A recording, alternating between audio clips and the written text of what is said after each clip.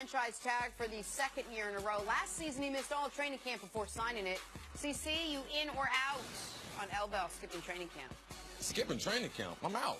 I mean, you can't develop if you miss practice, all right? Allen Iverson, yeah, practice is very, very important. What we've seen through the years is a lot of soft tissue injuries when guys miss time. I sign the tender, I go to training camp, but I don't play in any of the preseason games. The two-a-days are very important. Would they let him do that? Just tell them I don't want to play in the preseason games? Yeah, he could do that? Yes. Okay, all right, that was the... You see Odell Beckham, what he said he doesn't want to play in the preseason. Also, the coach came out and said the preseason is important. So we might be seeing Odell a little bit. Right, so that's the concern for me. Is the reason I'm in on this is because of the preseason games. I'm not familiar with a lot of guys being able to call their own shot on, I'll do this, but I won't do that, especially a guy like Bell. I can guarantee you, after what Pittsburgh's been through the last couple of years, they will take him at training camp and allow him not to play in the game. That is a better situation for them when they start week number 1. Okay. Interesting. All right, moving on to Earl Thomas. Seattle will reportedly bring back the 6-time Pro Bowl safety in 2018. This despite rumors that he was being shopped in trade talks. Nick, are you in or out on Seahawks Super Bowl window? Still being open. No problem. Window as well. You know, I had a little window last night. I'm in on that. They still have Russell Wilson. They still have Pete Carroll. They still have John Schneider, their GM. As long as they have that trifecta in place, their Super Bowl window is wide open. Let's not forget, they have a huge home field advantage. The worst that they're going to play this year in Seattle is 7-1. They got 7 wins. So if they just split on the road, they're at 11 victories right there. So tremendous advantages. You mentioned ownership. Paul Allen didn't get a lot of it, but man, he has managed with the type of style and grace that you want. Pete Carroll, the John Schneider, the general manager, they have the ability to manage their roster. And as long as they have Russell Wilson, that window will stay open. They will be a different team, though, in 2018 and 2019. Big free agents up after this coming year.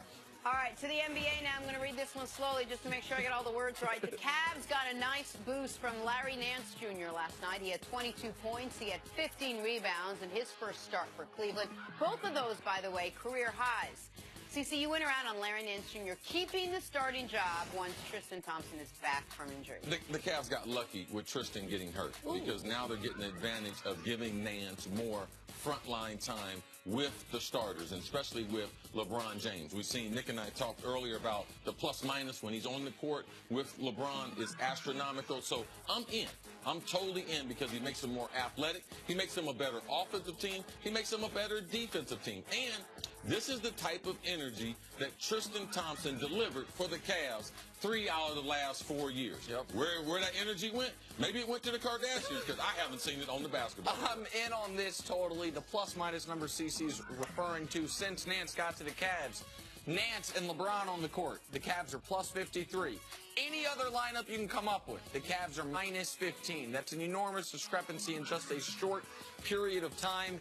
He is right now a better version of what Tristan Thompson was for them because he's more athletic and because instead of his range being 6 feet, it's closer to 12 or 14 feet. And it gives them the flexibility when Kevin Love comes back to play him at his natural position. Offensively and defensively, that is at the 4. Put LeBron his natural position at the 3, which they're a better defensive team too. All right, moving on. Can you think back to the best excuse you've ever used for anything in your whole life? Because I have one for you. Canelo Alvarez failed a drug test while preparing for his fight with Triple G.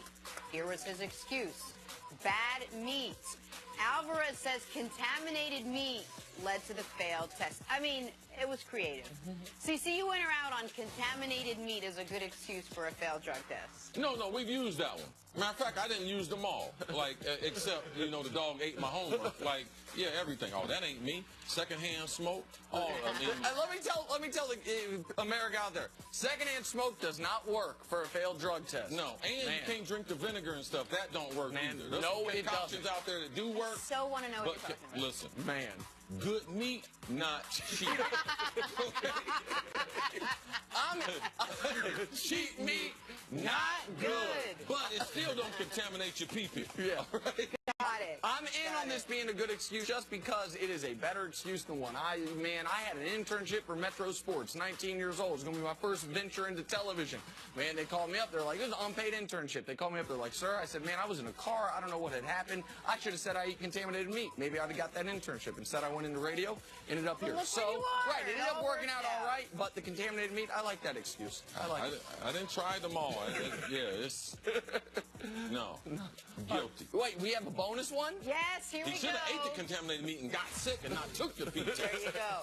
Finally, Roger Goodell ran a 5.4 140 at the NFL offices in a suit. Nick claims he can do it faster.